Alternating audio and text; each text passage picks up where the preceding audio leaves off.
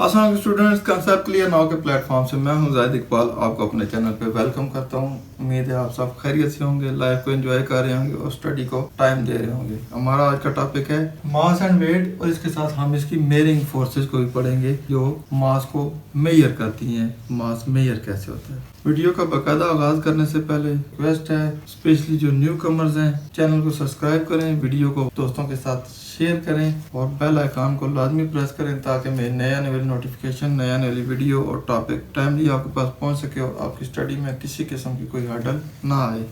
Topic की तरफ वापस आते हैं। मास एंड वेट, ये दो चीज़ें हैं। एक चीज़ है मास, एक चीज़ है वेट। अपनी डेली लाइफ में इन चीज़ों को इंटरचेंजली यूज कर रहे होते हैं। कभी मास को वेट कह रहे होते हैं, कभी वेट को मास कह रहे होते हैं। इसका कंसेप्ट क्लियर होना बहुत ज़रूरी है। मास बेसिकली वो चीज़ होती है जिससे वो चीज़ बनी हुई होती है। लेट्स सपोज ये एक पेन है, ये प्लास्टिक से बना हुआ है और इसका जो इनर्शिया है वो इसका मास है।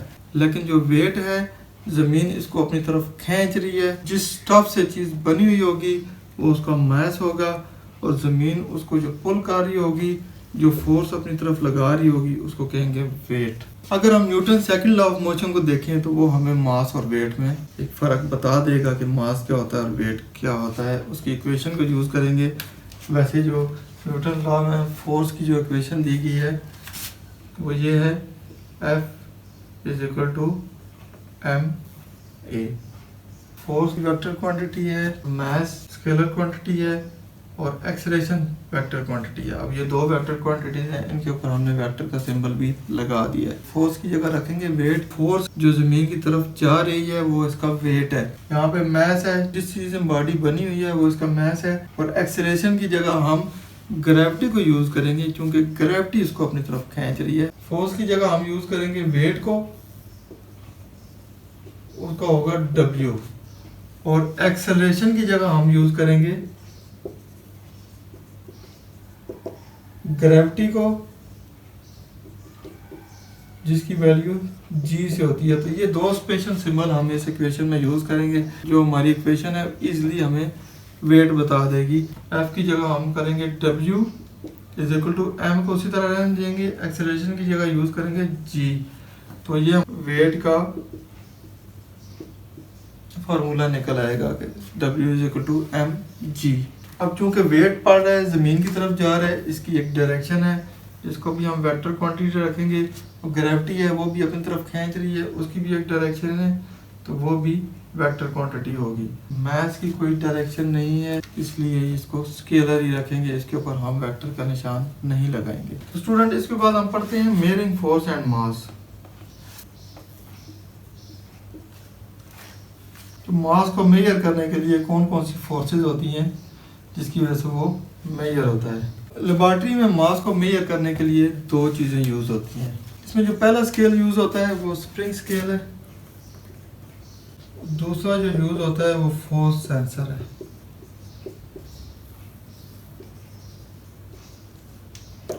स्प्रिंग स्केल नॉर्मली आप अगर देखें बाजार में जाएं तो रेडी वालों ने भी रखा हुआ होता है ऐसे करके ना, जिसके नीचे वो टमाटर और ये चीजें लटका के तो वेट आपको बता रहे होते हैं। बेसिकली वो स्प्रिंग स्केल ही होता है। इससे पहले हमने फिजिकल बैलेंस डिजिटल स्केल जो सा था वो हम पढ़ चुके हैं। ये उसी तरह की एक चीज है। ऐसे एक डिवाइस होती है, उसके अंदर स्प्रिंग होता है। लेट्स सपोज ये डिवाइस होती है, ऐसे लटकाने के लिए होता है। नीचे एक स्केल होता है, इसके ऊपर रीडिंग लिखी होती है ऐसे।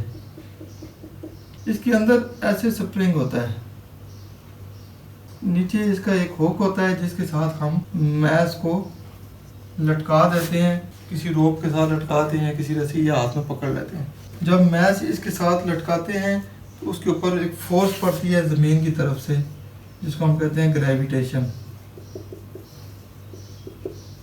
ग्रेविटेशन फोर्स उसको खींचती है तो ये मास नीचे की तरफ जाता है। जब नीचे की तरफ जाता है, स्प्रिंग के ऊपर एक सुई सी लगी हुई होती है जो इसके अंदर ऐसे नीचे की तरफ आती है। जितना ज़्यादा मास होगा उतनी ग्रेविटेशन पुल ज़्यादा होगी, उसका वेट बढ़ता जाएगा और वो चीज़ नीचे की तरफ जाती जाएगी।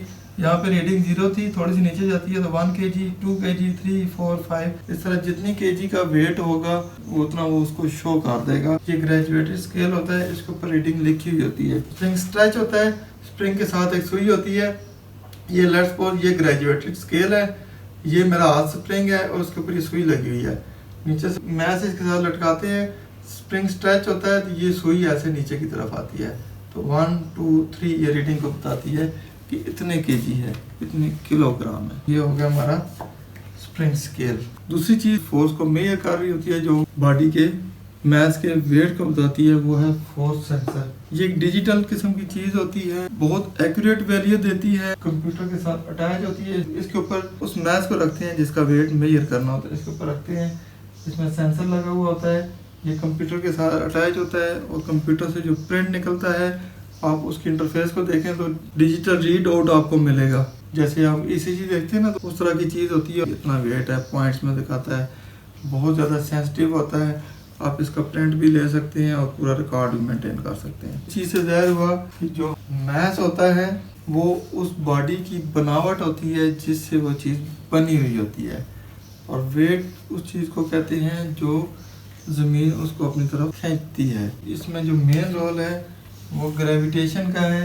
ज़मीन पे जो हमारा वेट होगा, अगर हम चांद पे चले जाएं तो वहाँ पे हमारा वेट डिफरेंट हो जाएगा, क्योंकि वहाँ पे ग्रेविटेशनल की वैल्यू चेंज होगी। चांद की अपनी ग्रेविटेशन की वैल्यू होगी, हमारी ज़मीन की वैल्यू है 9.8 मीटर पर सेकंड स्क्वायर, लेकिन मून पे ये वैल्यू नहीं है, वहाँ पे डिफरेंट है, चेंज है।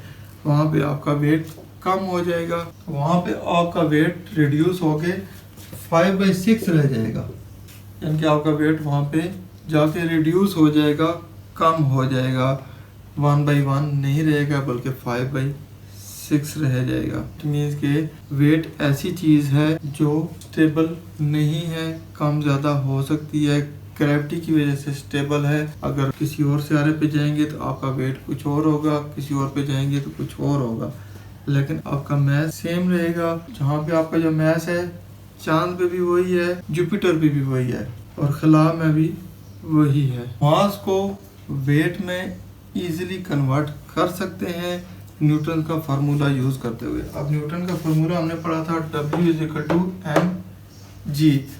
अब इसी फार्मूले को अगर हम मैथ्स में कन्वर्ट करना चाहें, ये हमने निकाला था वेट, अगर हम इस चीज़ का मैथ्स निकालना चाहें तो इसी फार्मूले को यूज़ करके इजीली हम निकाल सकते हैं। वो कैसे होता है, हमारे पास जो फार्मूला है W=mg।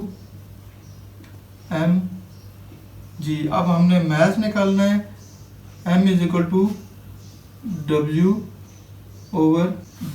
वेट को अगर ग्रेविटी से डिवाइड कर देंगे तो हमारा मैस निकल आएगा। यहाँ पे फोर्स ऑफ ग्रेविटी को एज अ वेट लें और ग्रेविटेशन को एज अ एक्सेलरेशन लें तो हम इसका मैस इजीली निकाल सकते हैं। जो वेट मशीन होती है बेसिकली हमारे मैस को मेजर कर रही होती है वेट की सूरत में। उसके ऊपर एक ग्रेजुएटेड स्केल होता है, ऐसे एक सर्कल सा होता है, आप उसके ऊपर खड़े होती है, उसके अंदर स्प्रिंग्स लगे हुए होते हैं। जो ही उसके ऊपर आप अपना वेट डालते हैं, स्प्रिंग ऐसे मूव करने शुरू हो जाता है। जितना आपका मैस होता है उसके हिसाब से आपका वेट वो शो कर दिया। आप जितनी दफ़ा उसके ऊपर खड़े होंगे उतनी दफ़ा आपका सेम वेट दिखाएगी। ये हमारी वेट मशीन है, इसके ऊपर एक स्केल लगा हुआ है। आप इसके ऊपर खड़े होते हैं, अपना मैस इसके ऊपर रख देते हैं, इसके अंदर स्प्रिंग लगी हुई होती हैं, स्प्रिंग इसके इस डायल को घुमाते हैं। जितना आपका मैस होता है उतना वेट इसके ऊपर वो डिस्प्ले करते हैं। अब जितनी दफ़ा आप खड़े होंगे उतनी दफ़ा ही आपका वेट सेम शो होगा। लेकिन इसी वेट मशीन को आप अगर चांद पे ले जाएंगे और वहाँ पे आपका जो वेट होगा वो 5/6 होगा। 5/6 का मतलब ये है कि यहाँ पे अगर आपका वेट 6 kg है तो वहाँ पे 5 kg रह जाएगा। तो स्टूडेंट्स, ये था हमारा आज का टॉपिक जिसमें आपने मास एंड वेट के बारे में पढ़ा कि मास क्या होता है, वेट क्या होता है, इन दोनों के दरमियान में फ़र्क आपको पता चल गया होगा। फिर आपने मेजरिंग डिवाइसेस पढ़ी जो कि वेट को मेजर करती हैं मास से रिलेटेड करके।